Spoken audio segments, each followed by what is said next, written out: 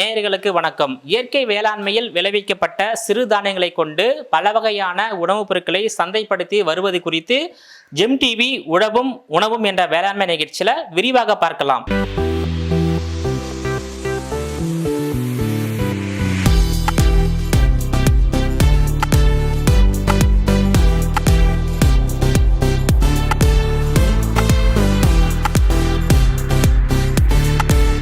சென்னை கிண்டியில் திரு ஃபுட்ஸ் என்ற நிறுவனத்தின் சார்பில் 9 வகையான பாரம்பரிய உணவு வகைகளை தயாரித்து சந்தைப்படுத்தி வரக்கூடிய சுபா மோகன் அவர்கள் நம்மிடம் உள்ளார். அவரிடம் இது குறித்து விரிவாக பேசலாம். மேடம், அதாவது உங்கள் திரு ஃபுட்ஸ் சார்பாக எத்தனை வகையான சிறுதானிய உணவுகளை தயாரித்து சந்தைப்படுத்திட்டு வரீங்க? கொஞ்சம் விரிவாக சொல்லுங்கள் மேடம்.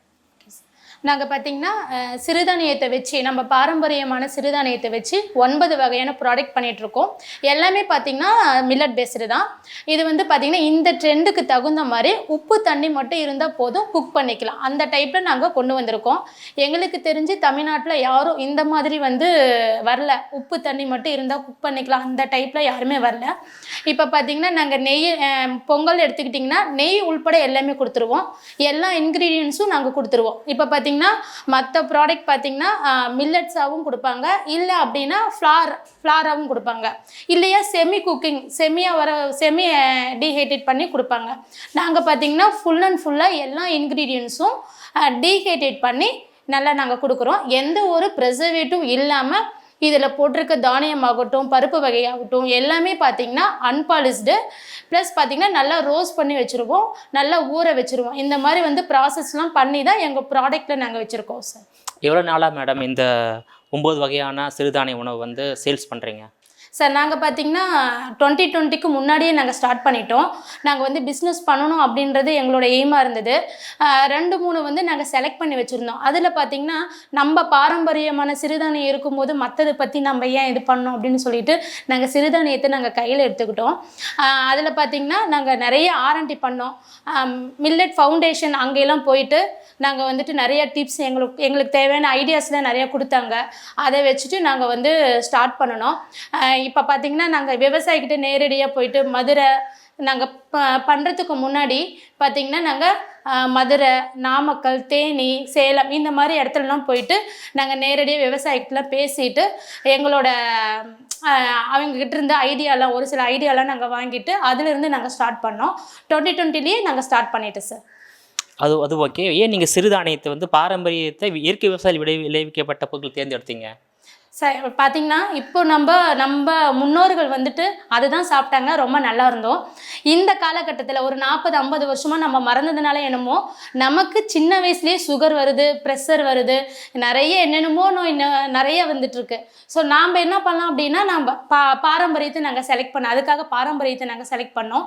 பாரம்பரியத்தில் என்னென்ன டிஃபெக்டிவ் இருக்கும் அப்படின்னு பார்த்திங்கன்னா இப்போ இருக்க ட்ரெண்டுக்கு அது குக் பண்ணுறதுக்கு டைம் கிடையாது, எப்படி குக் பண்ணுறதுன்னு தெரியாது, எல்லாம் மறந்துட்டாங்க. ஒரு 40-50 வருஷமாக மறந்துட்டாங்க. சரி, இதை நாங்கள் ஷார்ட் அவுட் பண்ணணும்னு நினச்சோம். அதனால் பார்த்திங்கன்னா ஒரு நூடுல்ஸ் கான்செப்ட் படி நம்ம ஏன் மில்லட்ஸில் ஒரு புதுசாக நம்ம கொடுக்கக்கூடாது, இதில் எல்லா சத்துமே இதில் இருக்குது, நம்ம மற்றதை தேடி போகவே தேவையில்லை, நம்ம பாரம்பரியமான சிறுதானியம் நம்மக்கிட்ட இருக்கும்போது நம்ம ஏன் மற்றதை தேடி போகணும் அப்படின்றதுனால தான் நாங்கள் இதை செலக்ட் பண்ணோம் சார். இப்போ 2022லேருந்து இந்த பாரம்பரிய சிறுதானிய உணவுகளை தேர்ந்தெடுத்து தயாரித்து பிரிண்ட் பண்ணுறாங்க இல்லையா? யார் மேடம் ஒரு ரோல் மாடலாக இருந்தாங்க? சார் எங்களுக்கு ரோல் மாடல் பார்த்திங்கன்னா நம்மாழ்வார் தான். அவரோட வீடியோஸ்லாம் அவர் பார்த்து நாங்கள் அவரோட தான் இன்ஸ்பிரேஷன், அவரோட பேச்சு தான் எங்களுக்கு. ஸோ அதனால் நாங்கள் அவர்னால தான் நாங்கள் இந்த ஃபீல்டுக்கு நாங்கள் வந்தது முக்கியமான காரணம் அவர் தான் சார். இப்போ பார்த்தீங்கன்னாக்கா தற்சார்பு விவசாயமும் இயற்கையில் விளைவிக்கப்படுகின்ற உணவுப் பொருட்கள் தான் உடல் ஆரோக்கியம்னு எல்லாரும் உணர ஆரம்பிச்சிட்டாங்க. ஆனால் நீங்கள் இப்போ எத்தனை வகையான சிறுதானிய உணவுப் பொருட்களை தயாரித்து மக்களுக்கு விற்பனை பண்ணிட்டு வரீங்க? அது கொஞ்சம் விரிவாக சொல்லுங்கள் சார். நாங்கள் பார்த்திங்கன்னா 9 வகையான ப்ராடக்ட் பண்ணிகிட்ருக்கோம். இதில் தோசை, சப்பாத்தி, பொங்கல், பாயாசம், ஹெல்த் மிக்ஸ் இந்த மாதிரி 9 வகையான ப்ராடக்ட் நாங்கள் தயாரிச்சுட்டு இருக்கோம். இப்போ பார்த்திங்கன்னா நாட்டுக்கம்பில் முருங்கைக்கீரை தோசை சார். இது பார்த்தீங்கன்னா நாட்டுக்கம்பில் முருங்கைக்கீரை தோசை. நாட்டுக்கம்பு அப்படிங்கிறது சின்னதாக இருக்கும், அதை தான் நம்ம சாப்பிடக்கூடியது. பெருசாக இருக்கிறது கால்நடைகள் சாப்பிடக்கூடியது. அது காலப்போக்கில் பார்த்தீங்கன்னா இதோட டியூரேஷன் விளைச்சல் பார்த்தீங்கன்னா அதிகமாக இருக்கிறதுனால அந்த கம்பு அதிகமாக இதாயிடுச்சு, நடைமுறைக்கு வந்துருச்சு. இது கம்மியாயிடுச்சு. ஸோ இது கிடைக்கிறது ரொம்ப ரேரு. இதில் பார்த்தீங்கன்னா நாங்கள் நாட்டுக்கம்பில் முருங்கைக்கீரை தோசையை நாங்கள் பண்ணியிருக்கோம். இது பார்த்தீங்கன்னா உள்ள ஒரு பேக் இருக்கும் சார். உள்ளே பார்த்தீங்கன்னா முருங்கைக்கீரையும் வெங்காயமும் இதுக்குள்ளே வச்சுருக்கோம். இந்த முருங்கைக்கீரைலாம் பார்த்தீங்கன்னா நாங்கள் நாட்டு முருங்கைக்கீரை தான் நாங்கள் வச்சுருப்போம்.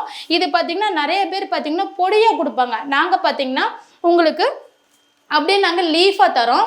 எந்த ஒரு ப்ரிசர்வேட்டிவ் இல்லாமல் நாங்கள் இயற்கையான முறையில் நாங்கள் காய வச்சு நாங்கள் தரோம் சார்.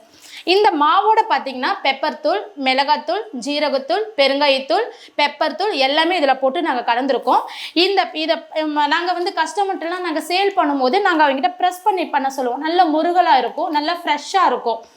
அதே மாதிரி பார்த்தீங்கன்னா இந்த மாவோட இந்த உள்ளே இருக்க பேக் பார்த்தீங்கன்னா நல்லா மிக்ஸ் பண்ணிக்கணும். ஒரு ஈரம் இல்லாத பாத்திரத்தை எடுத்து மிக்ஸ் பண்ணிவிட்டு ஒன்றுக்கு நாங்கள் கொடுக்குற மெஷர்மெண்ட்டு, அந்த தண்ணியோட அளவு நாங்கள் கொடுத்துருப்போம். 1க்கு 1.25 கப்பு தண்ணி ஊற்றி உப்பு போட்டு ஒரு 20 நிமிஷம் ஊற வச்சிட்டிங்கன்னா தோசை ரெடி ஆகிடும் சார். இது பார்த்திங்கன்னா நம்ம எந்த ஒரு வயது வரம்புலாம் கிடையாது. எவ்வளோ ஏஜ் வேணால் நம்ம சாப்பிட்லாம். ஒரு 1 இயர் குழந்தையிலேருந்து எவ்வளோ ஏஜ் வேணால் சாப்பிட்லாம். இது காலையில் பிரேக்ஃபாஸ்ட்டுக்கு நம்ம 2 தோசை எடுத்துக்கும் போது ரொம்ப நல்லாயிருக்கும். மதியமாகவும் நீங்கள் எடுத்துக்கலாம், ஒன்றும் பிரச்சனை இல்லை, ரொம்ப நல்லாயிருக்கும். இது பார்த்திங்கன்னா இது எடுத்துக்கிறதுனால நமக்கு குடலில் இருக்க புண்ணாகட்டும், அதே மாதிரி பார்த்திங்கன்னா குடல் சம்மந்தப்பட்ட கேன்சர் ஆகட்டும் குணப்படுத்தும் அப்படின்னு ஒரு மருத்துவ ஆய்வில் நமக்கு சொல்லியிருக்காங்க. இது இல்லாமல் பார்த்தீங்கன்னா இதில் கால்சியம் கண்டென்ட் அதிகமாக இருக்குது சார். ரத்த சோகை இருக்கிறவங்க நம்ம எடுத்துக்கலாம். இதனால் விமன்ஸ்லாம் கொஞ்சம் ஆக்டிவாக இருப்பாங்க. இப்போ பார்த்தீங்கன்னா நிறைய பேத்துக்கு ரொம்ப உடம்பு ரொம்ப சோர்வாக இருக்கும். அது மட்டும் இல்லாமல் ரொம்ப அயன் கண்டென்ட் நிறைய பேருக்கு டிஃபிஷியன்சியாக இருக்குது. அதனால நாட்டுக்கம்பு முருங்கைக்கீரை நம்ம எடுத்துக்கலாம், ரொம்ப நல்லது சார். அடுத்தது கருப்பு கவுனி அரிசி சிறுதானிய சப்பாத்தி மிக்ஸ்னு போட்டிருக்கீங்க. இதோட மகத்துவம் சொல்லுங்க சார். இது பார்த்தீங்கன்னா கருப்பு கவுனியில் சப்பாத்தி மிக்ஸ். கருப்பு கவுனி அப்படிங்கிறது 40% நாங்கள் போட்டிருக்கோம். மீதி 40% பார்த்தீங்கன்னா சாமை, வரகு, திணை, குதிரைவாளி இதில் நாங்கள் போட்டிருக்கோம். மீதி 20% பார்த்தீங்கன்னா கோதுமை ஆட் பண்ணியிருக்கோம். கோதுமை நம்ம ஆட் பண்ணால் மட்டும்தான் நம்மளால் அது உருண்டை நம்மளால் பண்ண முடியும். ஸோ பார்த்தீங்கன்னா 80% மில்லட்ஸும் பாரம்பரிய அரிசியும் நாங்கள் இதில் கலந்துருக்கோம். இது பார்த்தீங்கன்னா நாங்கள் பின்னாடி நாங்கள் போட்டிருக்கோம் மெஷர்மெண்ட்டு. இது பார்த்தீங்கன்னா கொஞ்சம் இதுக்கு மட்டும் கொஞ்சம் வார்ம் வாட்டர் வேணும். கொஞ்சம் வார்ம் வாட்டர் போட்டு உப்பு போட்டு பிசைஞ்சு ஒரு 20 நிமிஷம் ஊற வச்சுட்டிங்கன்னா சப்பாத்திக்கு மாவு ரெடி ஆகிடும். இது பார்த்தீங்கன்னா நம்ம வெயிட் லாஸுக்கு ரொம்ப நல்லது, அதே மாதிரி சுகருக்கும் ரொம்ப நல்லது சார். இப்போ அடுத்து சிறுதானிய பருப்பு முருகல் தோசை மிக்ஸு, இதனுடைய மகத்துவம் சொல்லுங்கள் சார். இது பார்த்தீங்கன்னா நம்ம வீட்டில் அடை தோசை பண்ணுவோம் இல்லையா, அதே கான்செப்டில் நாங்கள் சிறுதானியம் வச்சு நாங்கள் பண்ணியிருக்கோம். இது 5 வகையான சிறுதானியம், 5 வகையான தால் நாங்கள் யூஸ் பண்ணியிருக்கோம். சாமை, வரகு, திணை, குதிரைவாளி, அது மட்டும் இல்லாமல் பாசிப்பருப்பு, துவரம்பருப்பு, கடலைப்பருப்பு, உளுத்தம்பருப்பு, கொள்ளு, இந்த மாதிரியான பருப்பு வகைகளும் நாங்கள் ஆட் பண்ணியிருக்கோம். நான் சொன்ன மாதிரி தான் இதில் போட்டிருக்க பருப்பு வகைகளாகட்டும் சிறுதானியம் ஆகட்டும் எல்லாமே பார்த்தீங்கன்னா அன்பாலிஷ்டாக தரோம். இதில் பார்த்தீங்கன்னா உள்ள பார்த்தீங்கன்னா பெப்பர் தூள், மிளகாத்தூள், ஜீரகத்தூள், பெருங்காயத்தூள் எல்லாமே இதில் மிக்ஸ் பண்ணி வச்சுருக்கேன் சார். நீங்கள் 1 கப்புக்கு 1.25 கப்பு தண்ணி மட்டும் ஊற்றி உப்பு போட்டு 20 நிமிஷம் ஊற வச்சிட்டிங்கன்னா தோசை மாவு ரெடி ஆகிடும். 1.5 கப்பு நீங்கள் யூஸ் பண்ணினீங்கன்னா தோசை கொஞ்சம் மெல்லிசா முருகலாக வரும். 1.25 கப்பு நீங்கள் எடுத்துக்கிட்டிங்கன்னா தோசை அடை தோசை மாதிரி கான்செப்டில் வரும். 2 in 1 சார். இது அடுத்து திணை அரிசி பாசிப்பருப்பு பாயசம் மிக்ஸு. ஆமாம் சார். திணை பார்த்துக்கிட்டிங்கன்னா இது பார்த்திங்கன்னா திணை பார்த்திங்கன்னா நாங்கள் பாயசத்துக்கு தகுந்த மாதிரி நாங்கள் உடச்சி எடுத்துப்போம் சார். ரவை மாதிரி இருக்கும் உள்ள. அது மட்டும் இல்லாமல் இதோட பாசிப்பருப்பு நாங்கள் ஆட் பண்ணியிருக்கோம். பால் பவுடர் இதில் நாங்கள் ஆட் பண்ணியிருக்கோம். பால் பவுடர்லாம் பார்த்திங்கன்னா நாங்கள் ஓனாக பண்ணுறது தான். நாட்டு பசுமாட்டு பாலில் நாங்கள் பண்ணியிருக்கோம் இது. அது மட்டும் இல்லாமல் இதில் இந்த மாவோட பார்த்திங்கன்னா ஏலக்காய் தூள் நாங்கள் கலந்து வச்சுருக்கோம். இதுக்குள்ளே ஒரு பேக் இருக்கும் சார். இந்த பேக் பார்த்திங்கன்னா நாட்டு சர்க்கரை இதெல்லாம் பார்த்தீங்கன்னா நாங்கள் கவுந்தப்பாடியிலிருந்து தான் நாங்கள் வாங்கிட்டு வரோம். இதில் பார்த்தீங்கன்னா உள்ளே பார்த்தீங்கன்னா ஒரு கீ பேக்கெட் இருக்கும். இந்த கீ பேக்கெட்லாம் ரொம்ப நல்லாயிருக்கும். நீங்கள் பார்த்தீங்கன்னா அடுப்பில் வைக்கும் போது அதோட ஃப்ளேவர் ரொம்ப நல்லாயிருக்கும். இந்த நெய்யெல்லாம் பார்த்தீங்கன்னா நாங்கள் ஊத்துக்குழியிலேருந்து தான் வாங்கிட்டு வரோம். இதில் பார்த்தீங்கன்னா தாளிப்புக்கு தேவையான முந்திரி, திராட்சை, அதே மாதிரி தேங்காய் துருவல் எல்லாமே போட்டிருப்போம். இப்போ பார்த்தீங்கன்னா முந்திரி பார்த்தீங்கன்னா இதில் நாங்கள் வந்துட்டு பண்ருட்டிலேருந்து தான் வாங்கிட்டு வரோம். இதில் போடுற எல்லா இன்க்ரீடியன்ஸும் எங்கெங்கே பெஸ்ட்டாக கிடைக்குதோ நாங்கள் அங்கெல்லாம் சோர்ஸ் பண்ணி தான் நாங்கள் இதில் வச்சுருக்கோம் சார்.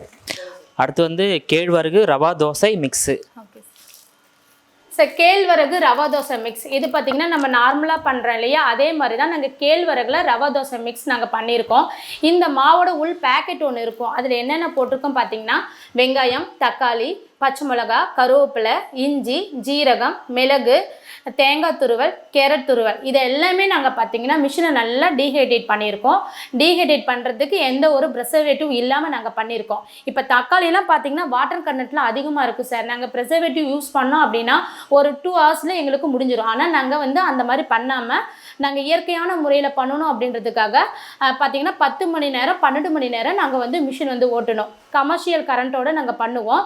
இதெல்லாம் பார்த்திங்கன்னா இதில் வெங்காயம் ஆகட்டும், தக்காளி ஆகட்டும் எல்லாமே அதோட வாட்டர் கண்டென்ட்டை பொறுத்து மிஷினில் நாங்கள் போட்டுருவோம். அது டைம் எடுத்துக்கும். அதுக்கு தகுந்த மாதிரி இந்த மாவோட பார்த்திங்கன்னா நாங்கள் இந்த ராகி மாவோட பார்த்திங்கன்னா ரவை மாவு வந்து மிக்ஸ் பண்ணியிருக்கோம். அதே மாதிரி தான் இந்த மாவோட இந்த பேக்கை வந்து நல்லா மிக்ஸ் பண்ணிவிட்டு 1க்கு 1.25 கப்பு தண்ணி ஊற்றி உப்பு போட்டு ஒரு 20 நிமிஷம் ஊற வச்சிட்டிங்கன்னா தோசைக்கு மாவு ரெடி ஆகிடும் சார்.